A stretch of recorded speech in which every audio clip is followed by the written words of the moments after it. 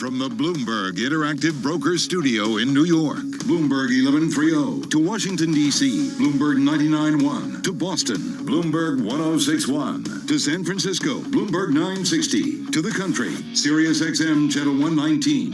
And around the globe, the Bloomberg Business app and BloombergRadio.com. This is Bloomberg Business Week. It's Bloomberg Business Week. Tim Stanavik and Kriti Gupta live in the Bloomberg Interactive Broker Studio in New York. Kriti, if you think back to where we were just a couple of years ago, there was this concern that states around the country were just going to run out of cash. Yeah, it's interesting that now they're maybe not, and spending large. Spending large, and not necessarily on things that, well, I think it's fair to say, large groups of people, would expect. We're going to have the details right after this. First, though, a check of what exactly is going on as we get down to 90 minutes to the close here on this Monday. Here's Charlie Pellet. Hey, thank you very much. And here's what's going on, exactly what's going on in terms of the numbers. NASDAQ down 16 points right now, well off session lows. Worst level of the day have been down 1.5%, down 177 right now. A 16-point loss for NASDAQ, down 0.1%. The NASDAQ 100 index also down 0.1%. The Russell 2000 is up 0.3%, as is the S&P,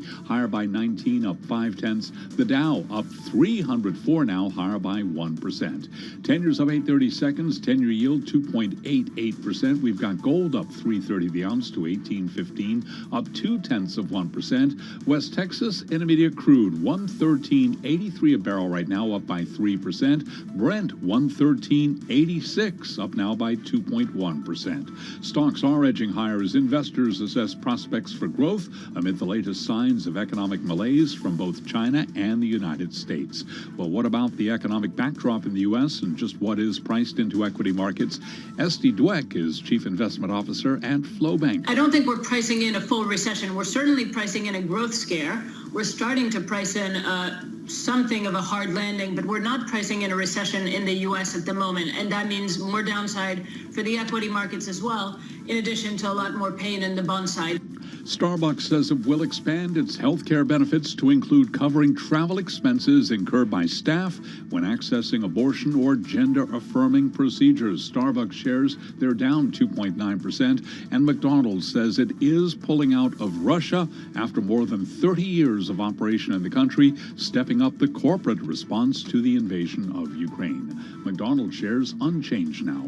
Recapping stocks or trading mix, the S&P up 20, up 0.5. I'm Charlie Pelleton. That is a Bloomberg Business Flash. Thank you so much for that update, Charlie Pellet. Well, when President Joe Biden made the case for nearly $200 billion pandemic aid package to help states dodge budget cuts and layoffs, quarter horse racing never came up. Yet Arizona is now using a portion of the aid to boost purses at 3 of its horse tracks. Alaska is paying social media influencers to promote the state's famous seafood. And then what's happening in North Carolina is interesting. Funding improvements to a speedway for NASCAR races and building new walking trails dedicated to the history of moonshine. So write Amanda Albright and Danielle Moran in among their latest pieces. Amanda Albright joins us now. She's Bloomberg News municipal finance reporter. She's with us from the newsroom here in New York City. Amanda, good to have you with us. We've talked a lot in the past year about how flush with cash states have been, and we saw no greater example than on Friday when we heard from California and their budget surplus. But why are states spending this money on such niche projects? Aren't there big problems to solve? Thanks for having me. Yeah, it's a really interesting question. And so I would definitely say that we're seeing these kind of small items pop up in state spending of federal aid from the Biden administration. But to be fair to the states, we're also seeing them spend a lot of the aid on infrastructure projects, think water, sewer. We're seeing them use some of the money to help K-12 education. But I think these kind of smaller projects, like helping the NASCAR track in Charlotte, North Carolina, I think that kind of reflects just how much money states have to go around. And there is a debate over exactly your question, which is just, are there better ways to use this? Are there smarter ways to use this? Is this compounding economic problems? So it's a very interesting debate that hits at a lot of kind of big economic questions right now. Amanda, I love this line in your story. If you'll indulge me, I'm going to read it out to our audience. The bonanza is a window into just how extreme the federal largesse was, and to some extent is only pouring fuel on an inflation spiral the Fed is now trying to quell. Can you connect the dots for us on how this relates to the inflation spiral? I guess so. The concern is that the U.S. poured so much money into states that when they're actually in a position to do things like provide larger awards to horse jockeys and horse breeders in Arizona, that's just adding to, the money that's gone into the economy and just how there's so much consumer spending. At the same time, we are also seeing states float a lot of tax cuts, whether through tax rebates and longer-term tax cuts. So that also adds to the questions about whether states could be making inflation worse. Amanda, what was sort of the most surprising use of funds that you saw? I was pretty tickled by the influencers pushing for Alaskan seafood, but I got to tell you, it kind of makes sense if it's an ad campaign for a really important export. What really surprised you? Absolutely. I think exactly that surprised me, that in each case so we included North Carolina, we included Alaska, we included Arizona. I think in each case, the officials that we talked to, they were able to give a response. They said, this is why this industry needs the money. And so I think the kind of core tension of the story is just that, industries can be helped with this aid and it's an allowable use, but there is going to be scrutiny over how states did that, because of course people will be questioning whether cooking influencers should have gotten the aid, but in the mind of the folks in Alaska, that's a perfectly reasonable use of the money. And so I think that kind of debate is super, super interesting. And of course, like us tracking and reporting on the money, we want to, be transparent with where the money is going in our coverage and kind of make sure people know that federal aid is, finding its way to influencers at the end of the day. Amanda, about 30 seconds here. I'm curious about the this scrutiny that you were just talking about. Will there be more scrutiny for some of these investment uses? Absolutely. I think we're already seeing a lot of key Republicans talk about how the aid is being used, and I would definitely expect that folks like Mitch McConnell and other Republican leaders will definitely be, playing this up in some of their advertising and press releases. So this is definitely a big talking point for them. And just 20 seconds left, political implications of this as we head into 2022. I know you cover munis, but... No, I think that there's definitely midterms implications. Obviously, Biden is getting a lot of negative press for inflation, and I think, stimulus spending by the states is certainly not helping his case, potentially. Great stuff. Amanda Albright is municipal finance reporter for Bloomberg News. She joins us on the phone from here in our New York bureau. Check out her story online and on the Bloomberg terminal. Biden's rescue money doled out to racehorse owners and influencers. Like I said, each one of these has examples for economic development. It's just, I think, hard for people to say, wait a second, shouldn't this be going to kids who were held back in school by these pandemic-era lockdowns? You're listening to Bloomberg Radio. Let's get to world and national news. Nancy Lyons is in Washington, D.C. Hey there, Nance. Thanks, Tim. It could have been even worse. That's the word from Buffalo's police commissioner about this weekend's deadly shooting at a supermarket that left 10 people dead and 3 injured. He says the suspect intended to keep up his attack before officers confronted him, and then he surrendered. A daughter and mother who work at the store reunited after the shooting. Yania Brown McReynolds spoke with ABC's Good Morning America about her mother's reaction. I cried a lot.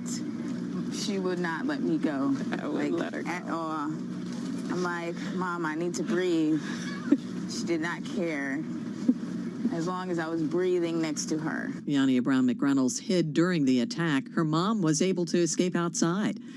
President Biden has announced that he plans to go to Buffalo tomorrow.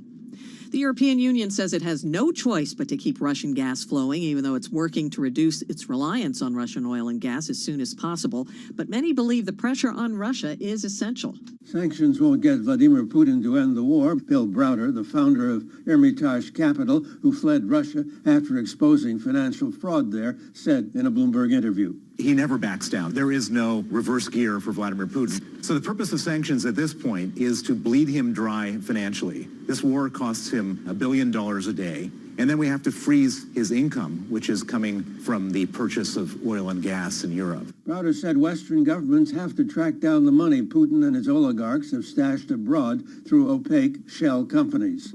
In Washington, Irv Chapman, Bloomberg Radio. Global news 24 hours a day, on air and on Bloomberg Quick Take, powered by more than 2,700 journalists and analysts in more than 120 countries. I'm Nancy Lyons. Thank you so much for that update, Nancy Lyons. Well, you probably woke up to the news early this morning that McDonald's is exiting the market of Russia. This as the isolation of the country increases. Creedy, I know that you don't remember this because I don't think you were born yet, but I remember seeing the images after the demise of the Soviet Union of people waiting in line in the cold to eat at McDonald's. It was a very big symbol of the opening of the economy. Yeah, and 2 years later, I believe the Soviet Union collapsed, essentially. I may not have been around, but I've certainly seen the image, and I encourage our audience to Google it as well. This is a really a stark moment, I think, when it comes to history, but I got to put my economic and macro and markets hat on. Tim, fun fact, 9% of McDonald's revenue, 9%, comes from Russia and Ukraine.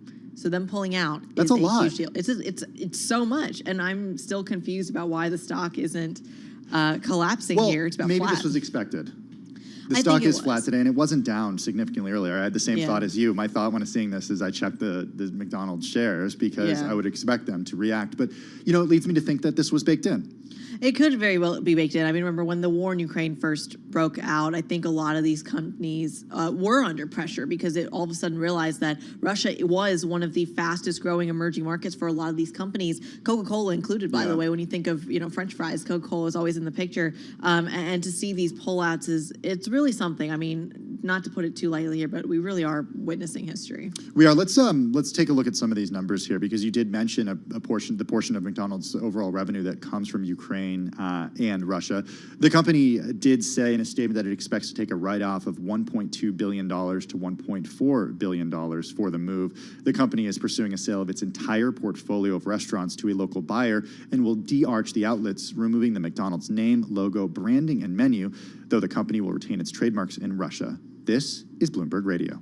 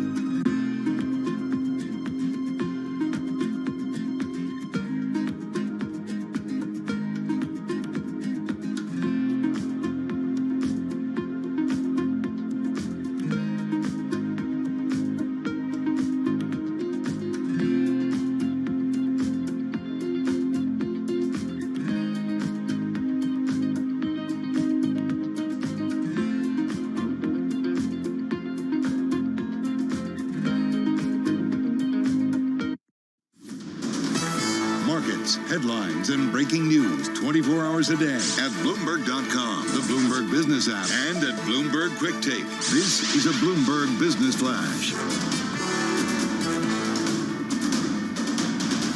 From Bloomberg World Headquarters, I'm Charlie Pellet. We begin with the developing story headline from the Bloomberg Professional Service. Elon Musk says a viable Twitter deal, quote, is not out of the question at a lower price. Twitter shares down now by 6.1%. Tesla down 4.2%. Twitter, by the way, has wiped out all of its gains since Elon Musk disclosed a stake. Again, repeating the headline, Elon Musk says a viable Twitter deal not out of the question at a lower price. Twitter shares down now by 6.1%. Stocks continue to trade mixed. The S&P up 14, up by about 0.4%. We've got the Dow up 246, up by about 0.8%, while NASDAQ is down 18, a drop there of 0.2%. 10-year yield 2.87%. Spot gold up 4.81 the ounce to 18.16, up 0.3%. Keeping an eye on West Texas Intermediate crude. Right now, WTI 113.53 a barrel. Brent 113.70. We've got WTI up now by 2.75%. I'm Charlie Pellet, and that is a Bloomberg Business Flash. Thank you so much for that update, Charlie Pellet. Well, back in 1965, employment in manufacturing here in the U.S. Was 9 times that of bars and restaurants. Fast forward to 2017, food services, as they are called by the U.S. government, they were on the verge of overtaking manufacturers when it came to employees. It was all set to happen, but then COVID and the pandemic. Justin Fox writes all about it. He's a columnist for Bloomberg Opinion. He's with us in the Bloomberg Interactive Brokers studio. Justin's story featured in the upcoming issue of Businessweek magazine. You can read it now on the Bloomberg terminal and at Bloomberg.com/Businessweek. We're also joined by Joel Weber, editor of Bloomberg Businessweek. He's with us in the Bloomberg Interactive Brokers studio. So, Joel, the pandemic accelerated a lot of things, but you couple that with a tight labor market, and Justin argues that restaurants are starting to look more and more like factories thanks to automation. I think the headline for this story could have been "and then COVID," which would have been example number 30,512 of that headline, and maybe we should just cut to the chase and write a book to this effect, Justin.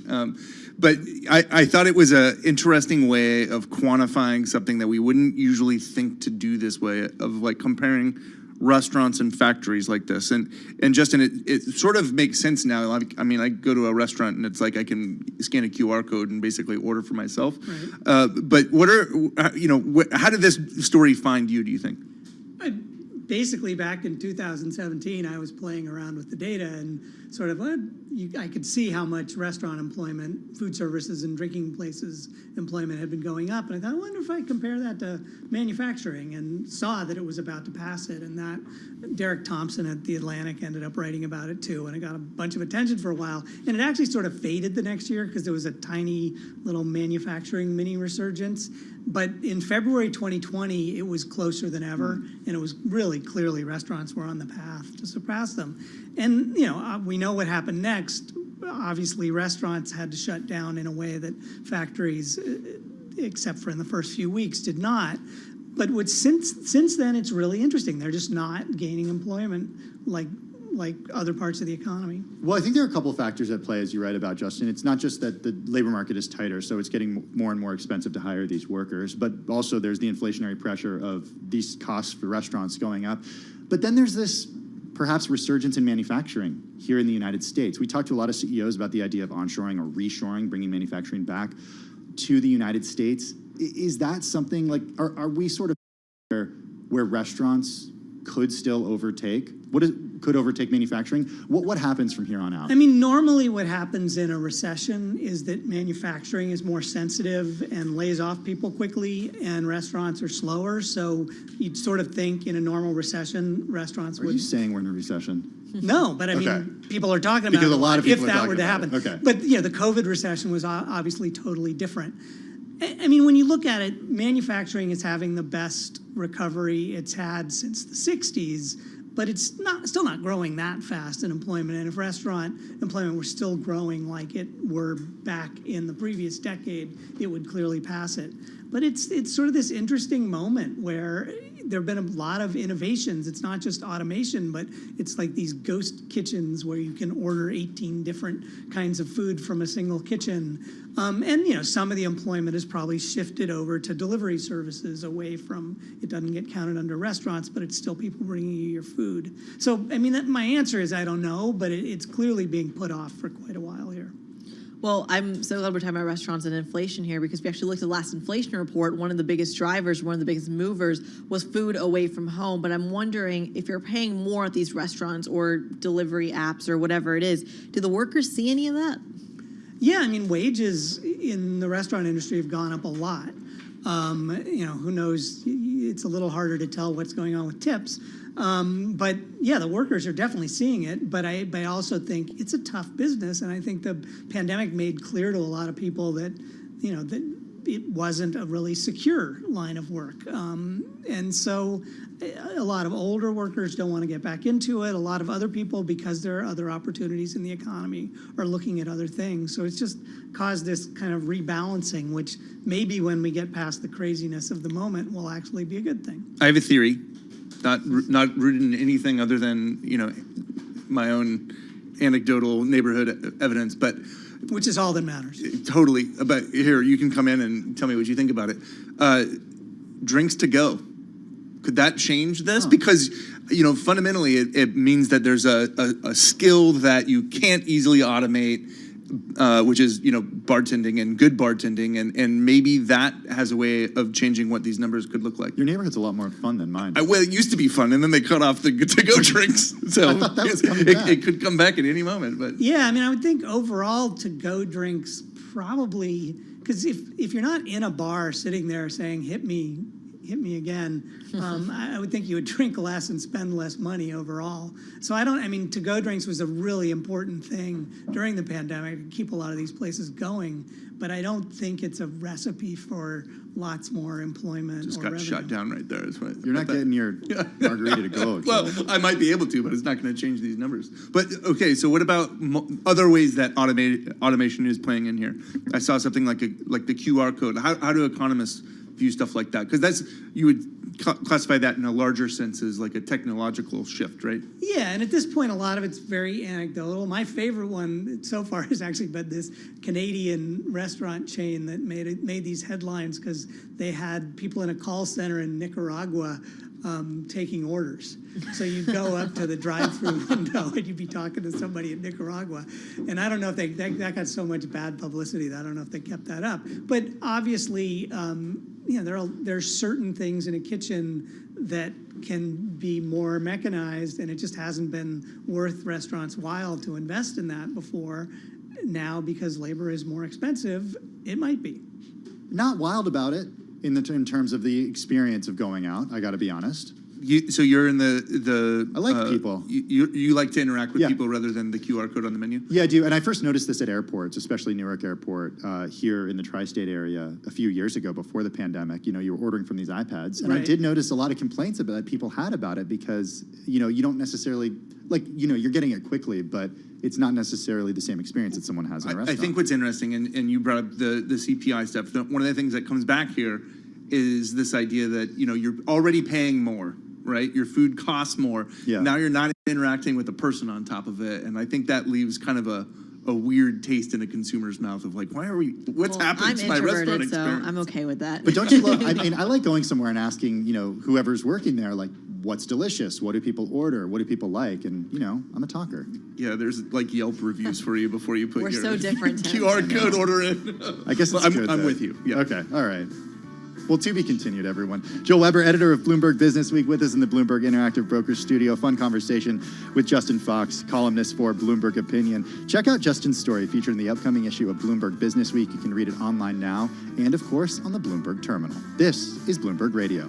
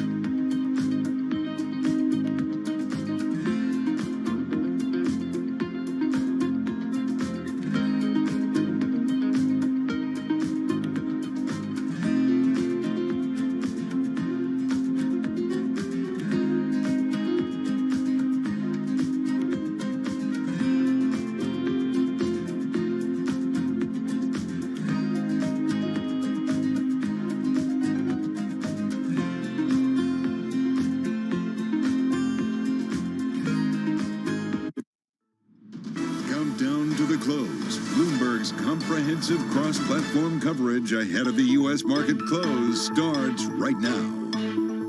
This is Countdown to the Close. Just 60 minutes left in your trading session. Caroline Hyde, Romain Bostic, Taylor Riggs, joined now by our colleagues. It's Tim Stenovic and Kriti Gupta in the house. Karen Massa already on assignment.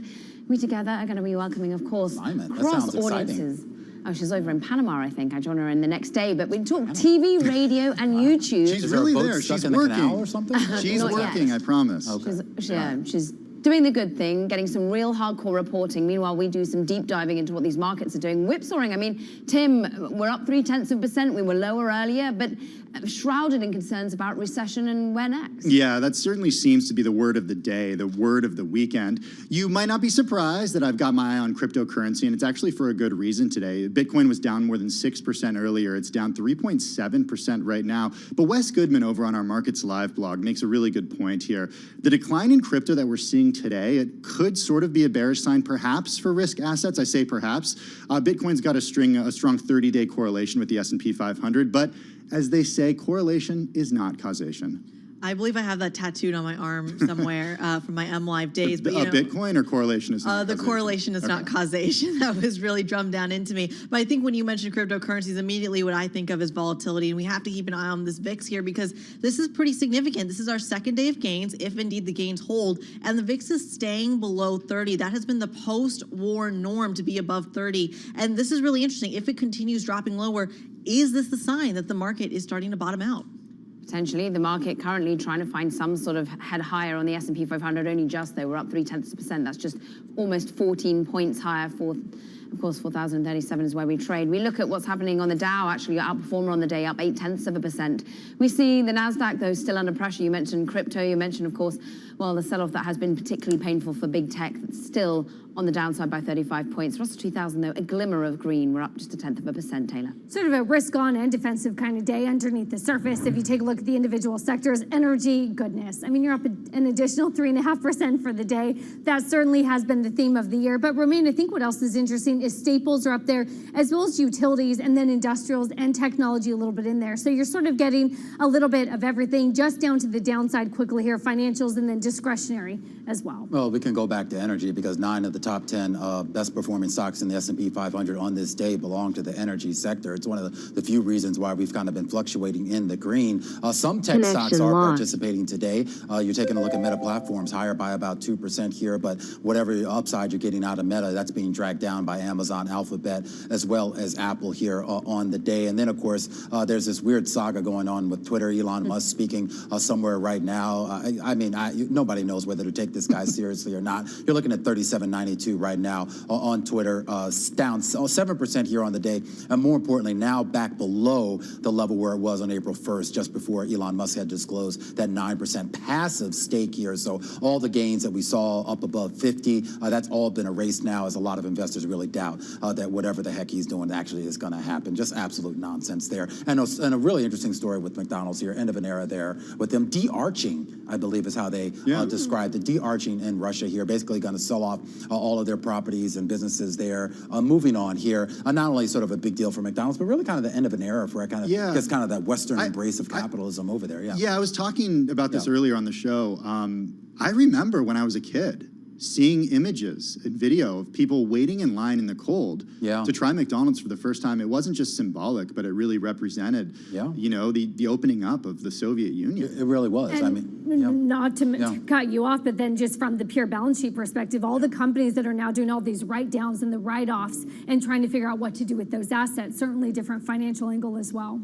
And we go back to the financial, we go back to the technicals for a moment here. Let's just check in on a chart that is showing, I think you said the word of the day is recession. I think also twin with that is the next word to listen for is capitulation. Are we there yet? Have we got signs that we're going to hit some sort of bottom? Are we at the bear market end or the beginning? Are we secular or cyclical? We're looking currently at, well, naturally signs of relative resilience. US equity breadth not flashing a stress signal, so this chart says, because percentage of members in the S&P that are a new 52-week lows, only at about 30%.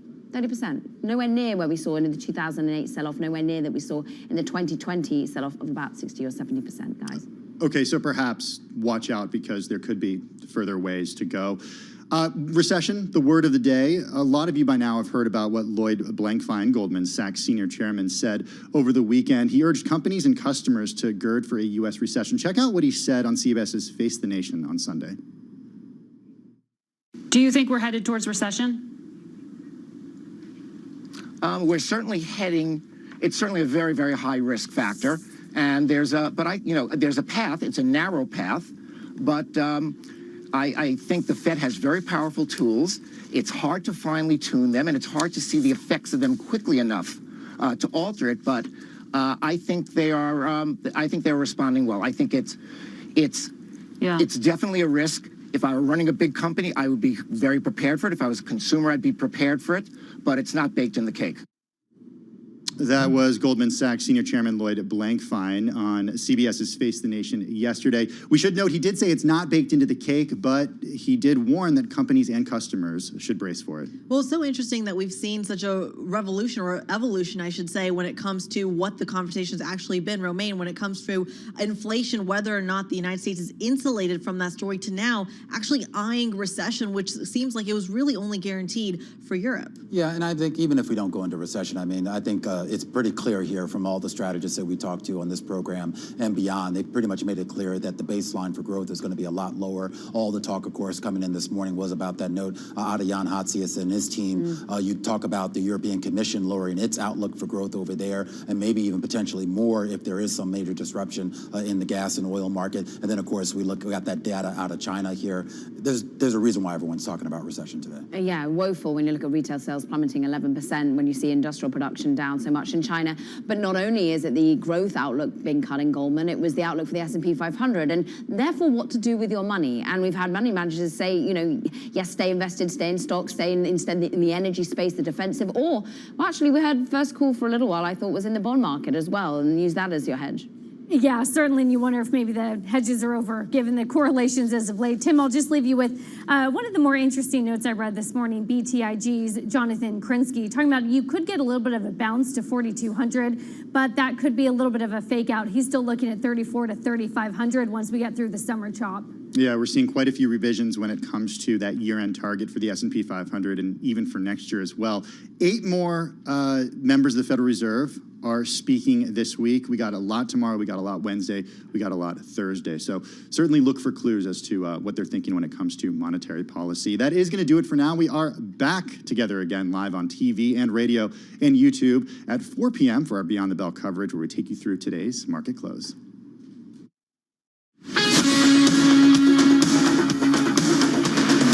You're listening to Bloomberg Business Week with Carol Masser and Bloomberg Quick Takes Tim Stenovic on Bloomberg Radio. It's Bloomberg Business Week. Tim Stenovic and Kriti Gupta. We're live in the Bloomberg Interactive Brokers studio in New York. Okay, so let's go back, Kriti, to what Taylor mentioned about some of the year-end targets for the S&P 500. We've seen quite a few revisions. We've also seen revisions when it comes to growth here in the United States, that most notably today coming from Goldman Sachs that Taylor mentioned. But I think it's notable what Cameron Kreis said earlier on our program. It all comes down to monetary policy. That's exactly what I was thinking when that conversation happened. Really? Dang, Cameron Kreis was here. Yeah. He should have said that he was, would have been perfect for that conversation. But I also think what's interesting is that he said that capitulation is necessary. It's a necessary part of this process. And that's not a view that everyone shares. The argument on the flip side of that is no, not everyone has to sell out of everything to see a bounce back. It doesn't have to be panic selling, as we really don't see any evidence of markets falling apart here. I wonder, I've been going back to what Gina Martin Adams said, because we're getting retail earnings this week, some really notable earnings, but I want to look for clues as to margins and really what she was referring to when it comes to the way that margins have been hit at companies, not necessarily passing on those higher costs to consumers, because she says that's a good clue for when we see a downside. Yeah, I love that you brought up retail, because Walmart is my favorite recession indicator, right? It's so easy to buy cheap things at Walmart that are still decent quality for people who don't have perhaps the funds. They hop into Walmart and their sales tend to actually go up in recession times. All right, we'll bring you all of those earnings, reaction, and analysis throughout the week. In the meantime, let's get a check of the latest world and national news. We go to D.C. with Nancy Lyons. Hey, Nance. Thanks, Tim. The suspect accused of shooting and killing 10 people and injuring 3 others at a Buffalo supermarket on Saturday afternoon intended to go to another location to keep attacking. That's the latest information from the city's police commissioner, Joseph Gramaglia. The officers went in, he immediately put the gun up under his chin, and the officers quickly used their de-escalation and talked him down. And thank God for that, because if this turned into some kind of an engagement, he was better armed, better equipped, and we would have had more dead. Buffalo Police Commissioner Joseph Gramaglia says everyone in the city is in pain right now. President Biden and First Lady Jill Biden will be traveling to Buffalo tomorrow.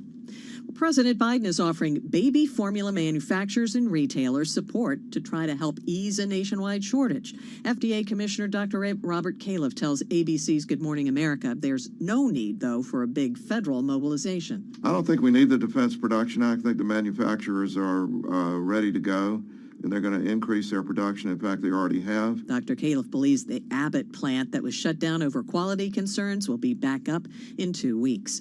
It's National Infrastructure Week, and today members of the Biden cabinet huddled together with reporters to talk about the progress since a bipartisan infrastructure bill was signed by President Biden. Mitch Landrieu is coordinator of the task force overseeing how the money is being spent. All of this money is designed to rebuild the roads, the bridges, the airports, the ports, the waterways. Again, that's Infrastructure Coordinator Mitch Landrieu. Global news 24 hours a day, on air and on Bloomberg Quick Take, powered by more than 2,700 journalists and analysts in more than 120 countries. I'm Nancy Lyons. This is Bloomberg. Thank you so much for that update, Nancy Lyons. Tim Stenovic and Kriti Gupta live in the Bloomberg Interactive Brokers studios in New York. Okay, so we are talking in just a minute to Tracy Alloway, executive editor for Bloomberg News. You definitely know her as from the Odd Lots podcast, which she co-hosts with Joe Weisenthal. We're going to talk about the $60 billion implosion of Terra. We spent a long time last week talking about it, but she and Joe interviewed a hedge fund manager who was very public in his warning about this. A big part of the conversation, I listened to it last night, is about algorithmic stablecoins versus traditional stablecoins. Yeah. And we are now seeing another stablecoin losing its peg as an algorithm fails to keep pace. Deuce Binance's DEI token, DAY token? I don't even know if I'm saying that right. Do you know? Kriti's shrugging. Okay. It's lost its one-to-one peg to the dollar, becoming the latest failure of an algorithmic stablecoin during a period of crypto market stress. So it's currently trading at 70 cents. That's according to the data tracker CoinGecko, Kriti, with a market value of about $63.5 million. It's tiny compared to the more than $18 billion Terra USD stablecoin that shook crypto markets when it became depegged last week. Yeah, I mean, the Terra coin story is wild. It's interesting that you're seeing almost a similar thing happen with the DEI token, I guess is what we're going to call it here.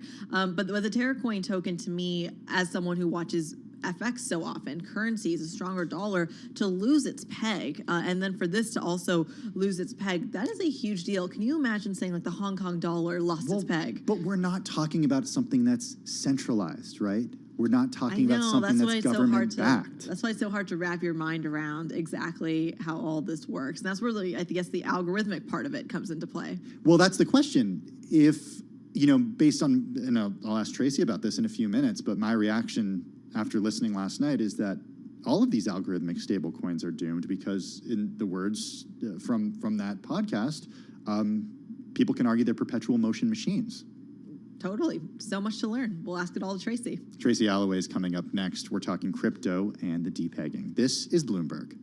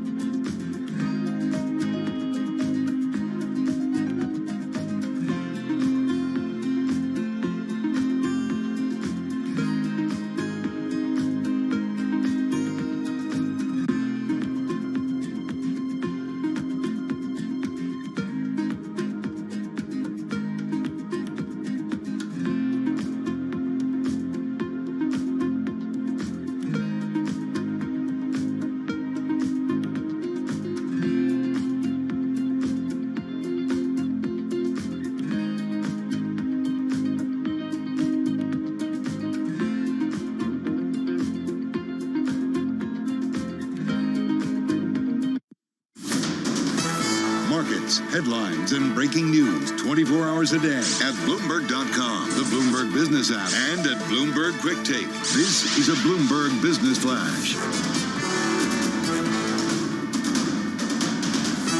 From Bloomberg World Headquarters, I'm Charlie Pellet. 43 minutes to go ahead of the closing bell. S&P suddenly got real choppy. Let's head right over to the first word breaking news desk for today's afternoon call. Here he is, Bill Maloney. And good afternoon, Charlie. U.S. stocks are mixed and, like you said, in a choppy session with the Dow currently up 122 points. S&Ps are now down 5, while NASDAQ is lower by 104. The U.S. 10-year yield at 2.88%. Gold is up 11. Oil is in the green, but Bitcoin is down by 3.9%. Among the main 11 S&P sectors, energy led, while consumer discretionary was under pressure. And leaders to the upside in the Dow, Chevron, Merck, and Verizon, while Disney fell 1.5% and led to the downside. In deal news, Elon Musk said a viable Twitter deal not out of the question at a lower price. And in other news, Verizon is raising prices. Wrapping things up, Take Two reports after the bell. Live from the first breaking news desk, I'm Bill Maloney. Charlie. Okay, we thank you very much, Bill. And to hear live breaking news over your Bloomberg, type squawk SQUAWK on your terminal. I'm Charlie Pellet. That is a Bloomberg Business Flash. Thank you so much for that update, Charlie Pellet. Well, we spent a lot of time last week talking about the collapse of the Taro ecosystem and its stablecoin. As our next guest writes, quote, "It's a dramatic reversal for all the coins involved. At its peak in early April, the market cap of all Luna, that's the tokens that back the Terra stablecoin, was a stunning $41 billion plus, according to CoinGecko, placing it firmly in the top 10 cryptocurrencies. Until just a few days ago, there was almost $19 billion worth of UST. So we are talking serious money here. Tracy Alloway is executive editor of Bloomberg News. She's also the co-host of the Odd Lots podcast. Tracy, I want to get to your conversation that you had with Kevin Zhou of Galois Capital in just a minute. First, though, because it is the most recent edition of the Odd Lots podcast, and I got to listen to it last night, and it's a great conversation. I do want to, though, take a step back and really have you bring us into this. What exactly happened with the collapse of the Terra ecosystem and its U.S. stablecoin? Yeah, well, thank you so much for the kind words about Odd Lots, first of all. And where to begin on the collapse? I mean, I would start with where we were, just a month ago in April, which was really the peak of the Luna/Terra ecosystem. And at that point in time, the whole thing was basically a top 10 cryptocurrency with some of the biggest names in the space actually supporting it. People like Mike Novogratz at Galaxy Capital, he actually got a Luna tattoo, which I think everyone has probably heard about and seen at this point in time.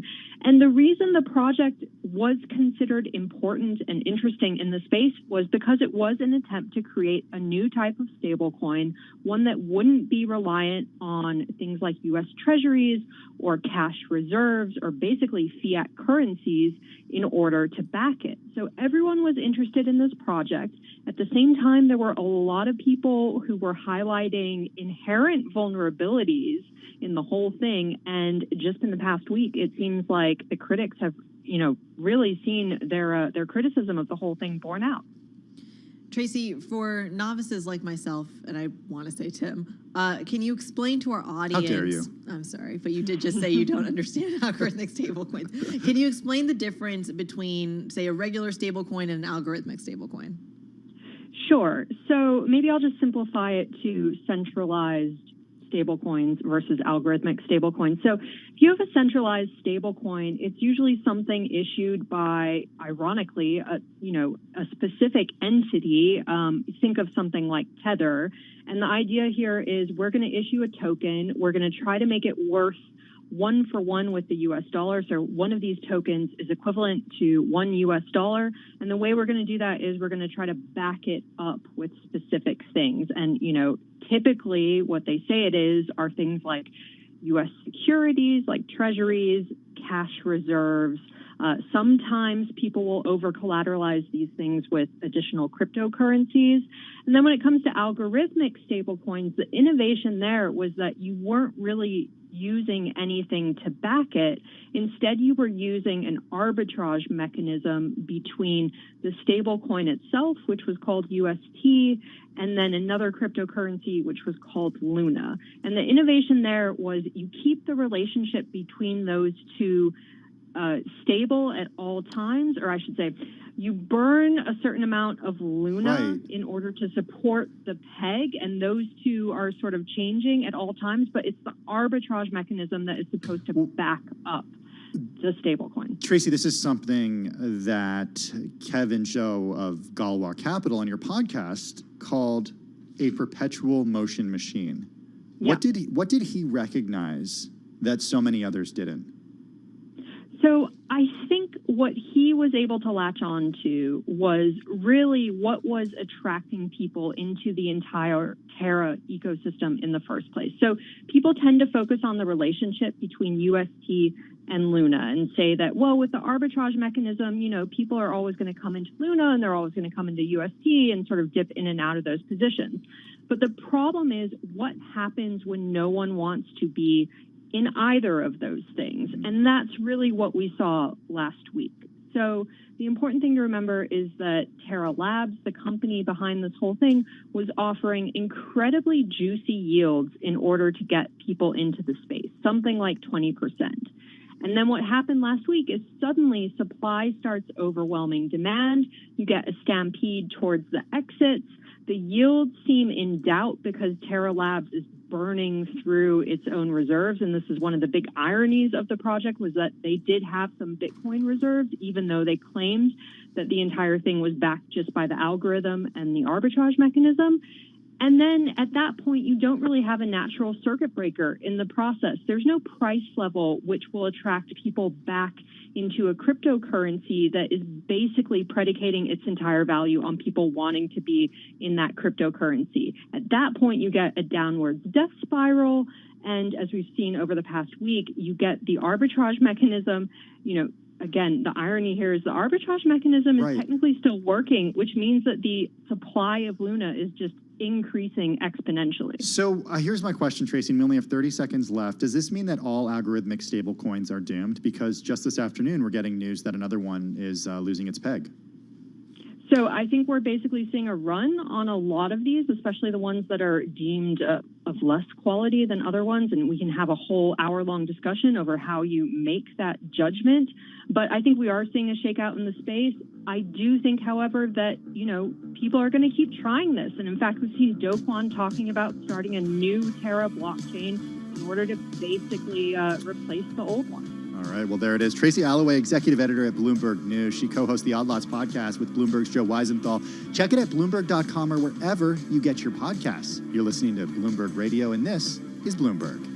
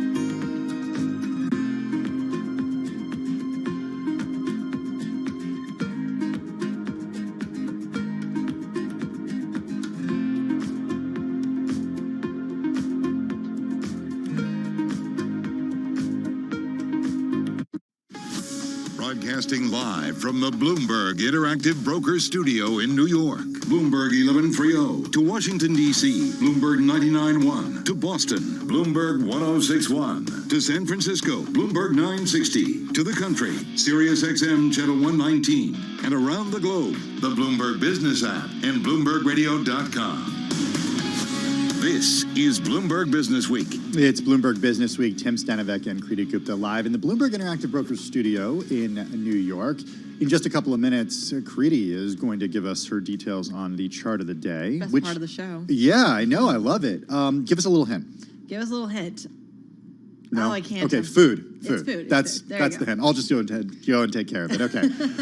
We use that as your hint. When we come back, we're going to talk much more about that with Kriti Gupta. First, though, we are less than a half hour away from the close of trading on this Monday afternoon. Charlie Pellet, what's it looking like? Well, looking like more losses on the menu if we're talking about food. We have got NASDAQ down now by 1%, extending its slump year to date. Right now, NASDAQ down 25.2%, down 114, down another 114 today, again lower by 1%.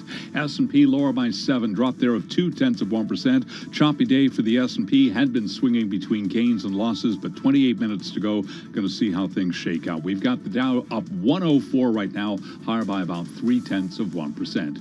10-year up 8.30 seconds. 10-year yield right now 2.88%. Gold up $13 the ounce to $18.25, up by about 0.8%. Right now, West Texas Intermediate crude 113.63, up $3.17. That is a gain of 2.9%. For a while, we did have West Texas trading at a higher price than Brent. Brent right now 113.89, up by 2.1%. So stocks pairing gains in late trading amid declines in tech shares as investors assess the latest signs of economic malaise. JetBlue Airways making that hostile $3.3 billion cash bid for Spirit Airlines, appealing directly to shareholders in an effort to prevail over a rival offer for the discount carrier by Frontier Group Holdings. Mary Schlangenstein is following the story for Bloomberg News. For many, many years, JetBlue has tried to grow, and they've always said they want to grow organically. But they lost out several years back when they tried to buy Virgin America. That ended up being acquired by Alaska. So now when Frontier came out and made an offer for Spirit, JetBlue looks at that and says, you know, this may be one of our last chances to really have a turbocharge to our growth, so we're going to go for it.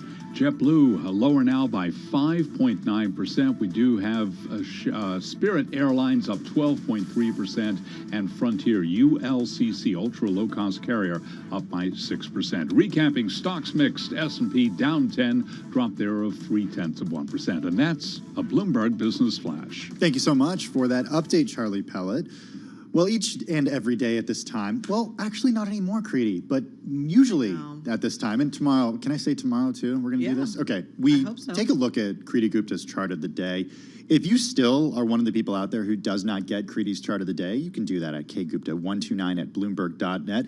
Send her an email at kgupta129@bloomberg.net. You can also check her out on Twitter and Instagram at Kriti Gupta News. Okay, we are bearing the lead with today's chart. The hint that I gave is food. Take us into it. It's food. Well, listen, this is one of the stories I think maybe isn't getting as much attention today, and that, of course, is wheat futures. We know that this was a big conversation back in March when the war in Ukraine first broke out. A lot of concerns about bread prices and what this might mean. For those of you who don't know, Ukraine and Russia together make up over 25% of the world's grain supply. So that's a big deal if you're looking at things that go into beer or bread or whatever else wheat goes into. I'm sure there's more. Anything gluten related, this is going to be really important. This is also going to be really important for people who live in the breadbasket of the Middle East. Think Egypt, think Tunisia, think Algeria. Back in 2011, actually, when you had this massive surge in in wheat prices, it actually created a lot of kind of geopolitical chaos there. The Arab Spring, largely said to be a byproduct of some of this food inflation. So this really hits a lot of these emerging markets very aggressively, and we're kind of seeing that come about again simply because of something that happened over the weekend, and that, of course, is the Indian export ban on wheat. Now, for those of you who aren't familiar with the wheat market, I wasn't either. You got to dig in kind of deep. Who are the biggest players in the wheat market? It's the United States, it's Russia, it's Ukraine, Argentina, China are in there as well, but India really isn't even in the top 10. until now, where it said, we have the capacity to grow more wheat. We know it's in demand. The United States can't make up the gap that Russia and Ukraine leaves by its own. So we're going to help kind of create some of the supply. But then over the weekend, they said, well, actually, scratch that. We need to focus on our own domestic food security and basically that source of supply that a lot of traders were kind of banking upon. Well, it's not there anymore. Right. It's protectionism in a sense to make sure that the food supply in India stays in India. I'm wondering how we saw that play out in the markets. Well, immediately you saw wheat futures skyrocket naturally. And that's my chart of the day, folks. It's basically wheat futures going right back to where, or at least close to where they were on the onset of the war in Ukraine, because we're going right back to that. And you saw them kind of come down a little bit because there was this idea that there are other sources of this food supply. That's no longer the case. So it means higher prices at the grocery store, anything that wheat goes into. Yeah. Do we know how long this export ban will be in effect in India? We don't know, and that's like saying how long will the war in Ukraine last? We don't really know. But it is interesting to think about the fact that wheat is playing such a big role, because if you look at the alternative, think about other cultures that don't use bread as much. They use rice, for example. Well, the rice harvest and the rice crop is actually extremely rich. It's at a record high. So a lot of these Asian economies that ordinarily would be hit by this maybe aren't, because that rice supply does actually exist. But then when you look at kind of the EMEA region, the Europe, Middle East, Africa region, that's where it's going to kind of sting the most. What's the important area for us to watch when we think about geopolitical ramifications of food shortages such as this? Well, you have to look at the Middle East here, because once again, this hits close to home. This is a key part of their kind of food and what they eat, but it's also important because this is coming off of a really volatile time in the energy space. A lot of these economies are based on oil revenues, and you haven't seen oil revenues come in until really just this year for a lot of these countries who've actually been in budget deficits for a really long time. So these are economies that have been suffering, especially the lower kind of quartile of these economies have been suffering even more. So that's really where you have to watch for the ramifications. I was surprised in your chart, Kriti, to see that wheat prices had come back down from that March high. What explained that? Well, that's really where the United States and other economies like India, I think Argentina was in there as well, said, okay, well, we know this is an issue, but we are actually poised to harvest more. And going back into wheat crop history, if you'll indulge me here, is Russia and Ukraine had actually taken some of the market share from the United States. So the U.S. has had this spare capacity, India as well, and they said, well, in the absence of essentially these two countries kind of taking the market share, we're going to ramp up our exports and help out, and they were able to do that. Remember, April's planting season, so they were saying that right before planting season. It kind of calmed the markets down. Kriti Gupta, markets correspondent for Bloomberg. She's with her chart of the day. Sign up for Kriti's chart of the day. You can do that at kgupta129@bloomberg.net. Also check her out on social media, Twitter and Instagram, at Kriti Gupta News. Do you have TikTok? I don't have TikTok. She's not a Everyone's asking me TikToker. that. No, all right, no TikTok, not at least cool not enough. yet. Let's get to Washington, D.C. for somebody who is cool enough. Nancy Lyons is standing by. Hey, Nance. Thanks, Tim. President Biden and the First Lady will visit Buffalo tomorrow after that mass shooting at a grocery store over the weekend. Police say the gunman was a self-avowed white supremacist. 13 people were shot, 10 died, 11 of the victims were black. Civil rights attorney Ben Crump. It is not enough just to hold accountable the individual who committed this hateful act, but we have to hold accountable those people who continue to curate this hate. Civil rights attorney Ben Crump spoke alongside family members of one of the victims. We're learning that yesterday's attack at a California church was motivated by hate, much like the Buffalo incident. Authorities say the alleged gunman was a Chinese immigrant with an intense hate for Taiwanese people. One person was killed, 5 others were wounded. The announcement by the governments of Finland and Sweden on their plans to join the North Atlantic Treaty Organization is being welcomed on Capitol Hill. Senator Dick Durbin, a member of the Democratic Senate leadership, said in a Bloomberg interview the Senate should be asked to endorse the NATO expansion quickly. I would call for the most accelerated schedule possible. I think this is a decision which is good for NATO, certainly good for Finland and Sweden, and a powerful message to Putin that every single day he continues this insidious invasion of Ukraine, he's going to continue to pay a heavy price. NATO was supposed to crumble. Didn't happen. It's stronger than... Should be able to clear away the obstacles raised by Senator Rand Paul to passing the $40 billion of additional aid to Ukraine this week. In Washington, Irv Chapman, Bloomberg Radio. Global news 24 hours a day on air and on Bloomberg Quick Take, powered by more than 2,700 journalists and analysts. Thank you so much for that update, Nancy Lyons. Tim Stanovic and Kriti Gupta. We're live in the Bloomberg Interactive Brokers studio in New York. Kriti, I have trouble on the weekends, because this is bad, but I'm addicted to my phone, so I'm always reading, the latest headlines to cross. I don't know if you do the same thing. I don't remember if this came out last night or this morning. I think it was last night because I made a comment to my wife about it. Goldman Sachs allowing senior staff to take unlimited vacation. Two things stick out to me about this. One, unlimited vacation, and two, senior staff only. Well, yes. And I had this conversation with Matt Miller earlier on radio. And he was like, yes, it's senior staff only. But first off, the junior staff do get 2 extra days. 2 extra days. That's like half a work week almost. It's 40% of a work week. Whatever. It's something, right? It's more than we're getting. Paul we Brennan, got 2 did you hear that? We got 2 extra days this year. We did actually. Yeah. That's true. But the other point he made was that, the senior staff is the one taking the risks and taking the responsibility of some of these major deals. So, and they're the ones with the houses and Yeah, other there's a places, so they have to go and spend time there. I don't think that was part of his argument. Okay. Okay, but here's the other thing that stuck out to me. And here's the story that we're talking about for people who haven't seen this yet. Goldman Sachs is going to allow senior staff to take an unlimited number of vacation days. It's the latest move by a Wall Street bank to retain talent in a heated job market. I have worked at places with unlimited vacation, or, it's not necessarily a term like unlimited vacation, right? It's more like, take the vacation you need. Exactly. Yeah.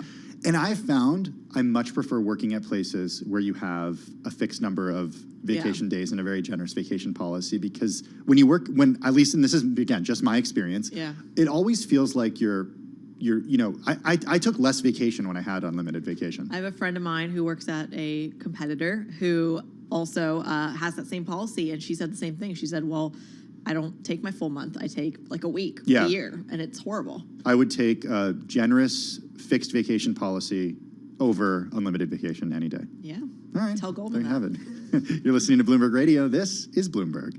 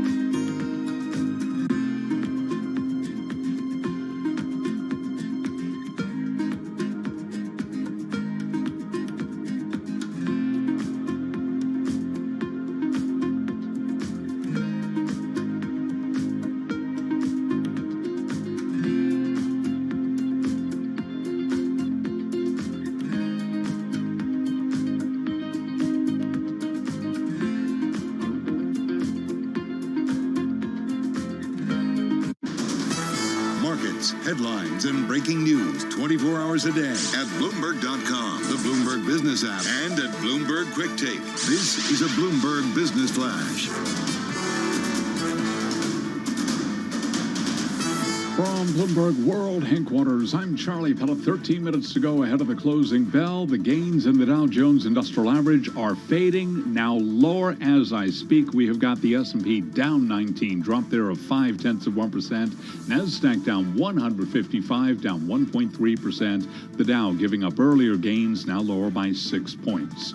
We've got the Dow, the S&P, NASDAQ all on the minus side. 10-year yield 2.88%. Spot gold up $13 the ounce, up 0.8% to 18.25. West Texas Intermediate crude up 2.9%, 113.71 a barrel on WTI.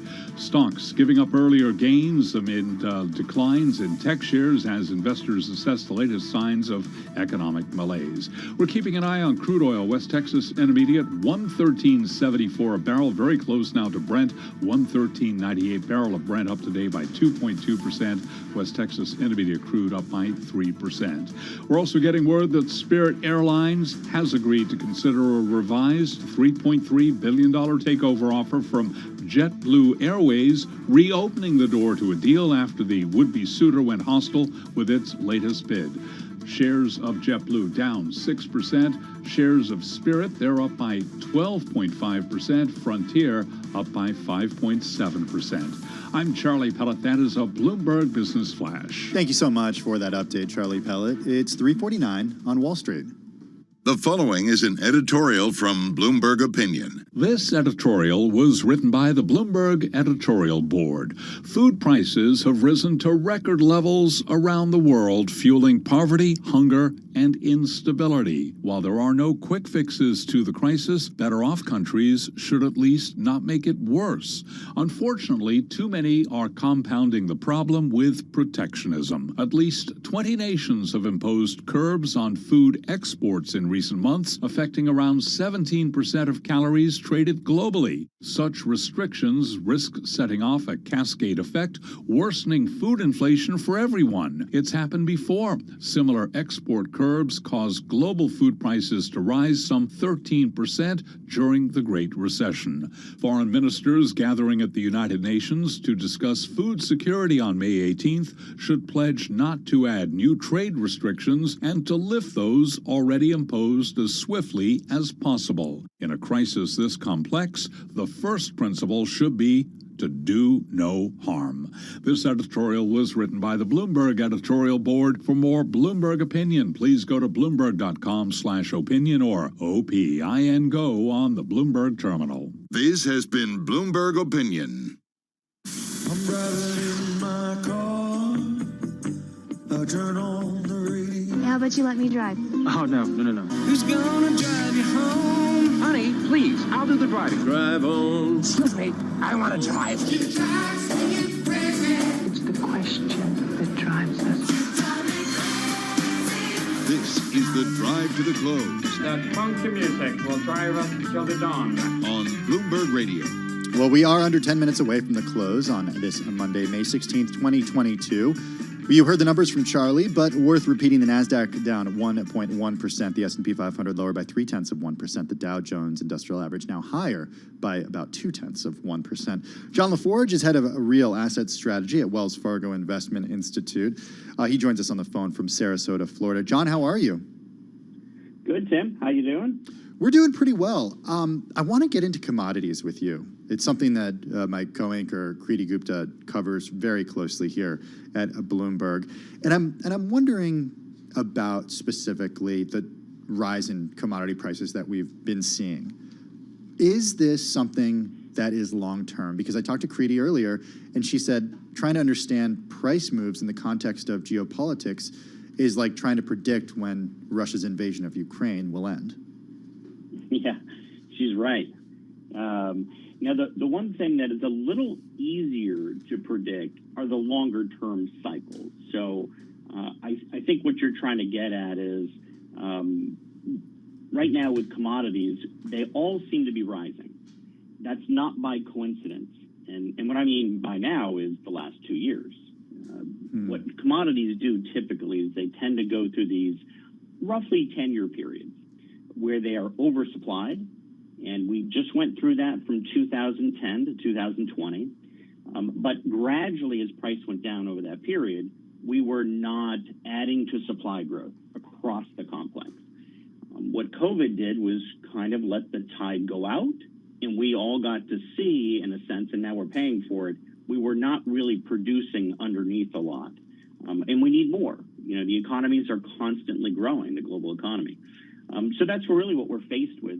And these things that have happened for the last couple of years, the latest with Russia, really, frankly, just kind of goose it a little bit and really show that we don't have the supply underneath what's happening. So, yeah, I'd say this is going to go on for a while. So a long-winded way to say we probably have a few more years left of this. I'm curious if that gets cut short if, as you point out, the global economy is growing, but a lot of that growth, I would say arguably the majority of that growth, in theory, when it comes to commodity demand, is coming from China. When it comes to incremental commodity demand, just overnight we had some not so great economic data, I believe industrial weakness that we haven't seen since the 1990s. How do you square a not just slowing China, but a like screeching to a stop China with this commodity super cycle? Yeah, good, very good question. Because China is the biggest buyer, no question, across the board. If you look at the metals as an example, they are classically more than 45% of total demand in the world, whether we're talking copper, lead, zinc, nickel, you name it. But what often happens in commodity markets is it's not always the biggest buyer that impacts price. It's typically the marginal buyer and the marginal supplier. And China really has that 45% or so has not been moving up in the last couple of years, yet we've all noticed commodity prices are going up. And that's because the West, on the margin, is demanding more. A lot of the whole move in copper, as an example, nickel, and so on, that's the West's move to say, hey, from an ESG climate change perspective, let's spend some money over here. That's where that demand is coming from, not necessarily China. So it's that marginal side. And then from the supply side that's marginal, it's the U.S. when it comes to things like energy. We were the ones that were setting prices because we were the big producers for the last 7-8 years. And then COVID hit, and all of a sudden, we were not the big producer anymore. We were essentially not setting it. But we are the ones that typically will, and we're not producing enough. That's why prices keep going up. So I'd say, Creedy, just generally what we're looking at is you can't ignore China. They're big, the biggest. But often, shorter term, you often see it's the marginal suppliers and marginal demanders. They're the ones that are setting the price. Is it fair to call some of these commodities an inflation hedge? And I ask that with this idea or with this context for our audience that for several months it did almost serve as an inflation hedge as the entire market was selling off. Energy stocks were the only ones in the green, and oil, for example, was the only asset in the green as well. And now it kind of seems like you've had open interest, for example, collapse, perhaps, and tell me if I'm wrong here, because investors don't want that exposure to the volatility. And in that kind of environment, is it fair to still call commodities, food or metals or energy, an inflation hedge? Yeah, so I kind of tackle it from two angles. One is from the commodity perspective, yes, it typically is a decent inflation hedge, and we just witnessed that. So most of, when you look at the portfolios today, bonds are down, stocks are down, commodities are up. So yes, it really can be from that angle. Now, the stock side, this is where it gets kind of interesting, is what we often find is commodities, when they enter these big 10-year bull markets where they're going up in price, usually stocks aren't doing that well. And not poorly, they're not going down, but they're not getting their best gains during that time. And how that floats into the commodity producers, and this is something investors have probably recognized recently, is many of their commodity producing stocks are still going down over the last month, even though commodity prices are going up.